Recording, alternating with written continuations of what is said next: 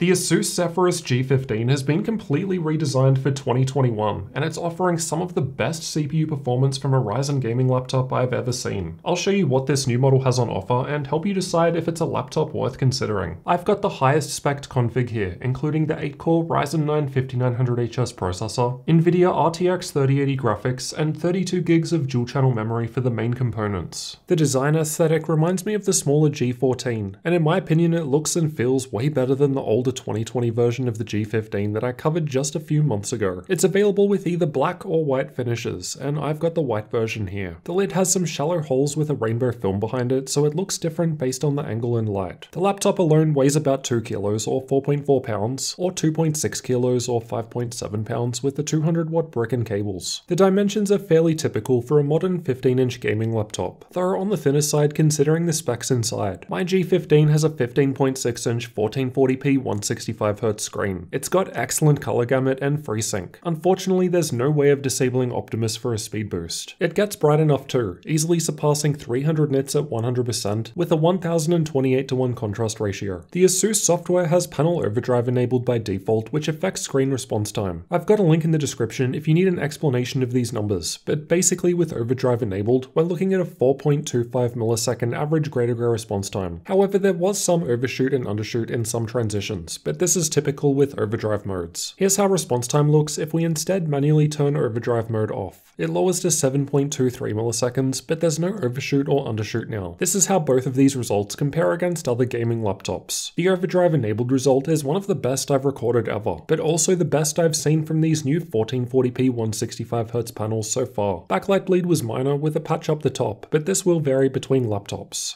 Although there's no camera, it does still have microphones, and this is what they sound like by default. What it sounds like with cardioid mode and I'm sitting right in front of the machine. This is what it sounds like if I instead switch over to stereo mode, and this is what it sounds like with omnidirectional. Again, I'm in front of the machine for all of these tests. The keyboard has white backlighting which can be adjusted between 3 levels. All keys and secondary functions are illuminated, but it seemed a bit patchy. Some keys were brighter than others. I only found it useful in the dark. In a well-lit room, there's not enough contrast with the white keys and the white lighting to see them properly. This shouldn't be an issue with the black model. It's got N-key rollover and a 1.7mm travel distance. I liked typing on the keyboard, but didn't like the smaller arrow keys or the lack of dedicated print screen key. Here's how typing sounds to give you an idea of what to expect.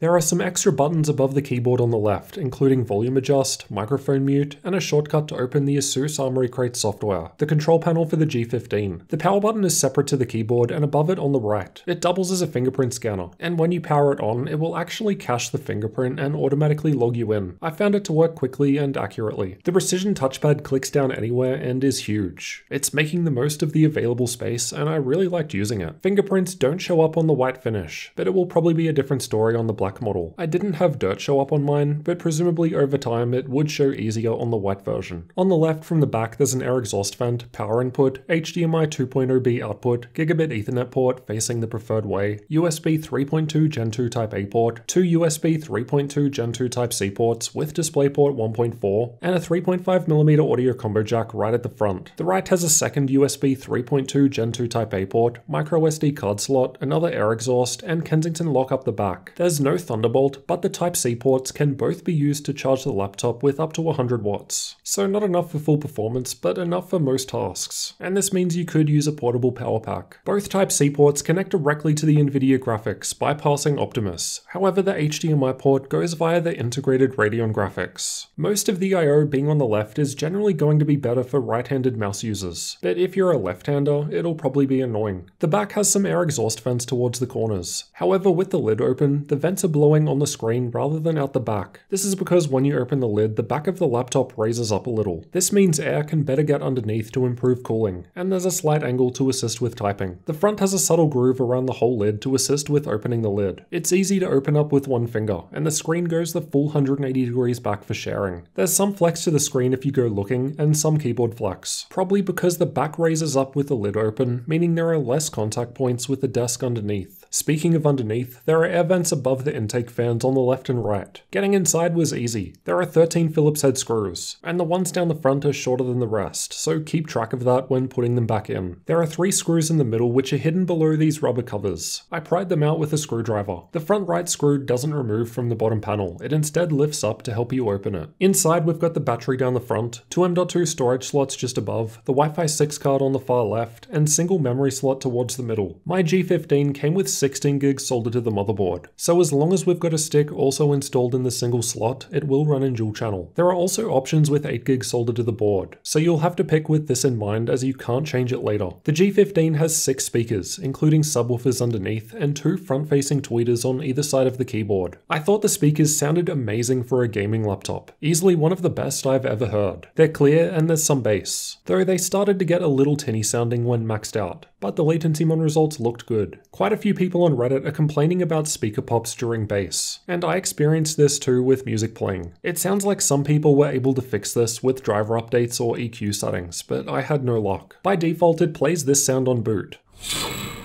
Fortunately, you can disable it through software or the BIOS. Speaking of the BIOS, it's the same as most other ASUS ROG laptops I've tested, just the usual basic options available. The G15 has a 4-cell 90Wh battery inside. I've tested it with keyboard lighting off, background apps disabled, and screen set to 50% brightness. The ASUS Armoury Crate software gives you the option of enabling iGPU only mode. This will disable the NVIDIA discrete graphics to help improve battery life. You can manually enable it through the software, or also choose for it to enable automatically when you unplug. Likewise, the software will also lower the refresh rate of the screen down to 60Hz when you unplug to save battery. This results in the screen flashing black briefly while it changes. In my YouTube playback test, I found the iGPU only mode to give us around an hour and a half of extra battery life. With iGPU mode off, the integrated Radeon graphics are still mostly used, but from time to time, software or operating system calls will go to the discrete graphics, drawing more power. Basically, the only way to completely avoid this is to disable them. So this is a cool option that ASUS have added this generation. When compared against other gaming laptops, the G15 is stacking up extremely well, especially for a machine with higher tier NVIDIA graphics, which again is due to the ability of being able to disable it. Let's check out thermals next. The G15 comes with Thermal Grizzly liquid metal applied to the processor by default. The ASUS Armoury Crate software lets you change between different performance profiles, which from lowest to highest are silent, performance, turbo, and manual. Manual applies the following overclock to the GPU by default, but you can modify it here, and it also lets you modify fan speed. I've set mine to max speed when testing manual mode, and I've also set the power limit sliders in manual mode to maximum for best results, though as you'll see soon, these can actually hurt performance in some workloads. The idle results down the bottom were on the warmer side in my 21°C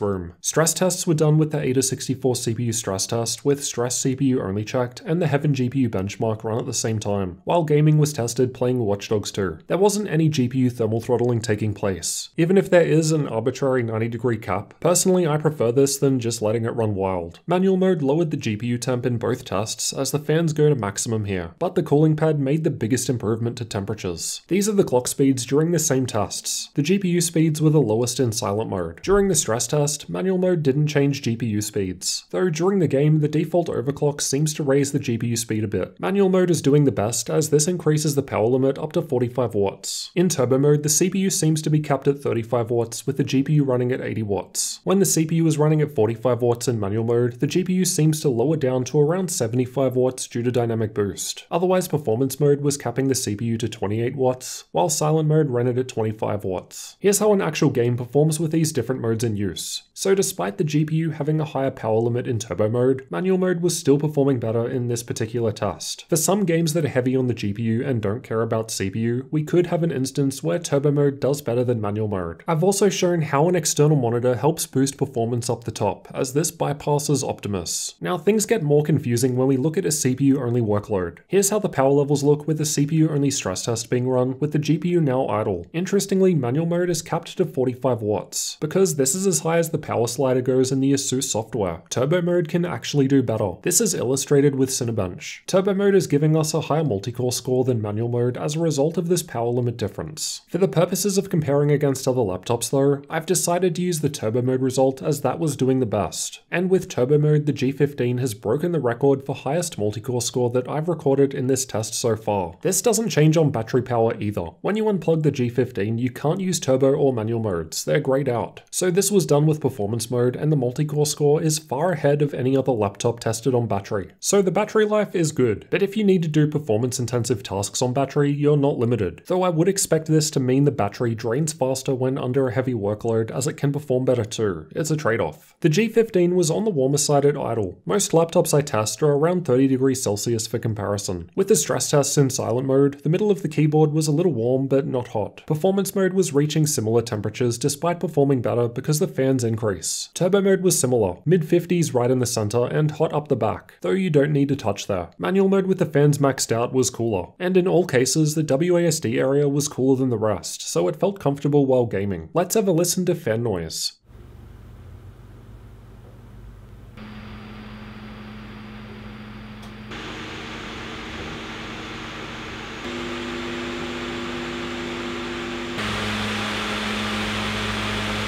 The fans were still audible when idling, and remember, it was warmer than most others when sitting there doing nothing. It's still on the quieter side once the stress tests are going in silent mode. Max fans were fairly loud, but as there is some user customization, this means you've got a range you can play with to get it how you prefer. Now let's find out how well the new G15 compares against other gaming laptops in games, but use these results as a rough guide only, as they were tested at different times with different drivers. I've tested Battlefield 5 in campaign mode at ultra settings, and the G15 is highlighted in red. Compared to others, the performance isn't terrible or anything, but I was expecting better from the RTX 3080 graphics. The 2080 Supermax Q with similar max wattage in the Zephyrus G15 for instance was doing extremely similar here, despite technically being last gen hardware. Although the G15 notes a 100 watt maximum, I was seeing more like 90 watts in GPU only workloads. But this will of course depend on the workload, and different games work differently. That's just the way of dynamic boost. Shadow of the Tomb Raider was tested with the game's benchmark tool with the highest setting preset. Now my results here are actually better than what I showed previously in the game benchmark video. I did a BIOS update to version 404 and retested these games to see if there was a difference, and Tomb Raider in particular had an improvement. Regardless though, it's still behind last year's Duo 15 with 2080 Supermax Q. Far Cry 5 was also tested with the game's benchmark tool at max settings. I didn't see a change in this game compared to when I previously tested it pre-BIOS update. This test tends to depend a bit more on processor performance compared to the last two games, but the G15 is in the same spot while the Duo 15 with 8-core i9 processor rose to 4th best place here. I'll be comparing Intel and AMD in the same laptop chassis for a fair comparison to find out once and for all which is better, so make sure you're subscribed for that. I've also tested the G15 in 12 games at all setting levels in this video over here, so check that one out if you want to get a better idea of how well it does in games. Now for the benchmarking tools. I've tested Heaven, Valley, and Superposition from Unigine, as well as Firestrike, TimeSpy, and Port Royal from 3D Mark. Just pause the video if you want a detailed look at these results. Adobe Premiere was tested with the Puget Systems benchmark. The results from the G15 were one of the best I've tested so far, though the top 3 results are all from new Ryzen 5000 plus Nvidia 3000 machines, so it seems that these are just a tier ahead of most others. Adobe Photoshop generally depends more on processor performance, and again the G15 was doing very well here, though it could probably do even better if I tested turbo mode rather than manual as outlined earlier. DaVinci Resolve is more GPU heavy, and the RTX 3080 was doing quite well here too, though not as well as the higher wattage 3070s just above it, so another example of power limit mattering more than GPU die. I've also tested SpecViewPerf, which tests out various professional 3D workloads. The drive speed for the 1TB NVMe SSD was great, excellent read and write speeds. The microSD card slot was also doing very well, basically maxing out my V90 card in reads, and the card sits the entire way into the machine, meaning you need fingernails in order to actually get it out. I booted an Ubuntu 20 Live CD to test Linux support. Out of the box, the speakers, touchpad, keyboard, and Wi-Fi worked fine, but the keyboard shortcuts for screen brightness and keyboard lighting didn't work. In fact, the keyboard lighting didn't work at all by default. Finally, let's discuss price. You can check the links in the description for updated prices, as these will change over time. At the time of recording, it's difficult to find it for sale, probably due to a combination of availability issues and the fact that it's only just launched. So far, the G15 has been one of the best Ryzen gaming laptops I've tested in 2021. Granted, I haven't tested that many just yet, but at the same time, based on last year's G15, trust me, that wasn't something I was expecting to say. ASUS have made some big improvements with the new redesign. The battery life is great, temperature temperatures are decent, the screen has good response time, good color gamut, FreeSync, and brightness. The I/O selection is good, and CPU performance is next level. The speakers sound excellent, but the strange popping issue that a number of people have reported needs to be resolved. It's good to see the high power limit for the 5900HS CPU. Despite it being a HS chip, which are meant to be lower powered variants, ASUS are boosting it up to 65 watts in turbo mode, which results in excellent performance. It was a little strange that manual mode didn't let you boost beyond 45 watts though. Given turbo mode does this no problem, but you would only really notice this in CPU only workloads. In activities where the GPU is active, like gaming, there's no difference. Overall gaming performance is decent, but I expected more from the RTX 3080. This is probably due to a combination of the lack of disabling Optimus and that the RTX 3080 can't go above 100 watts. But that's something that's just required in order to fit that in a 2cm thin machine like this. If you want more GPU power, you'll probably have to go for something thicker. Just based on what I've seen here, I probably wouldn't go for the RTX 3080 personally. You really do start seeing diminishing returns with those higher tier GPUs, so I'd probably go for something more like the 3060 or 3070. Anyway, it's not all good news with the new G15. I know some people will find its lack of camera enough of a reason to not consider it, and this white model makes the keyboard lighting pretty much unusable in a lit room like this. The soldered memory can limit upgrades, though if you get the model with 16 gigs soldered to the board like I've got here, I don't think you'll be in bad shape, as I think 32 gigs in dual channel should still be enough for most people for a while yet. Given 16 gigs still seems to be a good sweet spot for gaming today. The configuration that just has 8 gigs soldered to the board is a bit more problematic though. You could install a 16 gig stick for 24 gig in total, but you will miss out on some performance as it will be running in asynchronous dual channel mode. Basically, wherever possible, you want to have the memory the same, and running an 8+8 config may be more limiting in future. Look, the G15 definitely isn't perfect, but for the most part, these are excellent improvements over the G15 that I checked out last year. If you're new to the channel, get subscribed for future laptop reviews like this one. And for now, why not check out some of my other videos over here, including seeing how well the G15 performs in other games.